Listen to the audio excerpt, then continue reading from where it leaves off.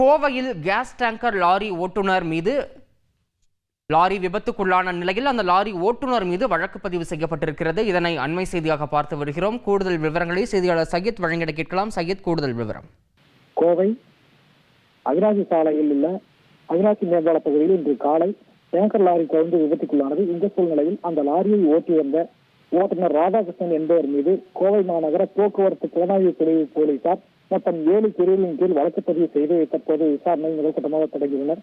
குறிப்பாக அந்த வாகனத்தின் ஓட்டுநர் ராதாகிருஷ்ணன் மீது ஆபத்தான முறையில் வாகனம் ஓட்டுதல், BNS 110, அதே போல BNS 281 மரணம் விளைவிக்கக்கூடிய வகையில் ஓட்டுதல், அதே போல BNS 324/4 வாகனத்தை வேகமாக ஓட்டுதல், 9/B வெடிபொருள் சட்டம், அதே போல இந்திய பெட்ரோலிய சட்டம், அதே போல என்விரான்மெண்டல் ஆக்ட் மோட்டார் பாதுகாப்பு சட்டத்தின் கீழ் போலீசார் வழக்கு பதிவு செய்து தற்போது விசாரணை தொடங்கினர். மொத்தம் 7 பிரிவுகளின் கீழ் ஓட்டுநர் ராதாகிருஷ்ணன் மீது வழக்கு பதிவு செய்யப்பட்டுள்ளது. குறிப்பாக இது போன்ற விபத்துகளின் போது அதாவது என்விரான்மெண்டல் ஆக்ட், அதே போல பெட்ரோலிய சட்டம், வெடிபொருள் சட்டம் போன்ற முக்கிய 3 சட்டங்களும் அவர்கள் மீது பாய்வது வழக்கம்.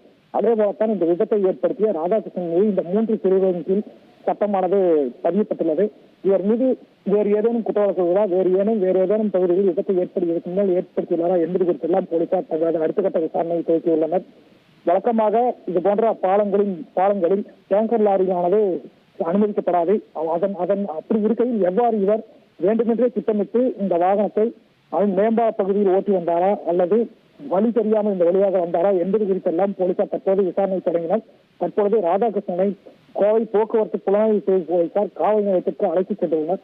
அவரிடம் அடுத்த கட்டமாக விசாரணைகளை மேற்கொள்ள உள்ளனர். மேலும் இது சம்பந்தமாக இந்திய பெட்ரோலிய நிறுவனத்திற்கும் தகவல் தெரிவிக்கப்பட்டுள்ளது.